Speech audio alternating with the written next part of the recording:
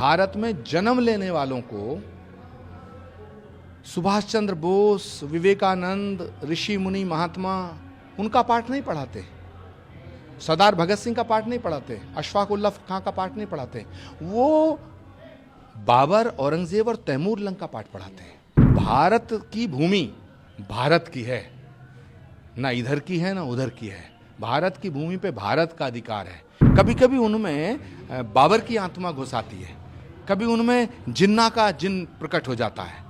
वक्फ के स्तर पे चौकी बनाई गई है, विरोध हो रहा है और गलत कागज प्रोड्यूस किए गए हैं। डिस्ट्रिक्ट एडमिनिस्ट्रेशन कह रहा है कि अननोन के खिलाफ उन्होंने एफआईआर भी दर्ज कर दी। देखिए, भारत का दुर्भाग्य है कि भारत में कुछ लोग ऐसे हैं जो भारत में पैदा होने वालों को, भारत में जन्म लेने वालों को सुभाष चंद्र बोस, विवेकानंद, ऋषि मुनि, महात्मा उनका पाठ नहीं पढ़ाते, सरदार भगत सिंह का पाठ नहीं पढ़ाते, अशफाक उल्लाह खां का पाठ नहीं पढ़ाते, वो बाबर, औरंगजेब और तैमूर लंग का पाठ पढ़ाते हैं। तो भारत में जो पैदा हुआ है वो भारतीय है।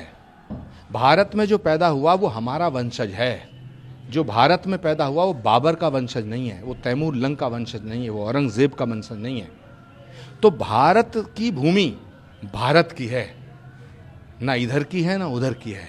भारत की भूमि पे भारत का अधिकार है। ये जो बोर्ड बने हुए हैं, ये जो बोर्ड सोर्ड, ये जितने भी सैन बोर्ड, साइन बोर्ड, दुकान के बोर्ड, ये दुकानें हैं, ये बंद होनी चाहिए। और भारत की भूमि पे भारत का अधिकार था, भारत का अधिकार रहना चाहिए। ओवैसी भी तमाम तरीके के कमेंट कर चुके हैं और लगातार कमेंट करते आ रहे हैं। देखिए, असद उद्दीन ओवैसी साहब बहुत पढ़े लिखे हैं, बहुत विद्वान वकील हैं, मैं उनका सम्मान करता हूं, उनकी इज्जत करता हूं, लेकिन कभी कभी उनमें बाबर की आत्मा घुस आती है, कभी उनमें जिन्ना का जिन प्रकट हो जाता है। तो अगर ओवैसी साहब को भारत में राजनीति करनी है, भारत में रहना है, ये फैसला ओवैसी साहब को करना है कि वो भारत में रहना चाहते हैं या तालिबान जाना चाहते हैं।